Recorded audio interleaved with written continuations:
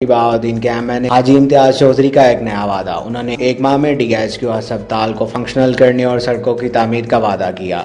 मजीद जानते हैं इस रिपोर्ट में। इंशाल्लाह जी हम जो है ना वो डिंगा से मंडी बहाउद्दीन ड्यूल रोड जो है वो लेके आ रहे हैं और इंशाल्लाह ताला इस बजट के बाद उस पर काम शुरू हो जाएगा इंशाल्लाह ताला। सर काफ़ी 2-3 साल हो गया वो पेंडिंग में है, तो क्या यकीनदारी है? नहीं बिल्कुल, वो इंशाल्लाह ताला आप देखेंगे कि 15-20 दिन के बाद उस पर काम शुरू हो जाएगा इंशाल्लाह। और इसके बाद मंडी बहाउद्दीन का जो डीएचक्यू हॉस्पिटल है जी जी, वो इंशाल्लाह ताला 1 महीने तक फंक्शनल हो जाएगा। उसमें तमाम जो मशीनरी है, तमाम चीज़ें हैं वो तो आ रही हैं इंशाल्लाह। शुक्रिया सर, बहुत शुक्रिया, थैंक यू।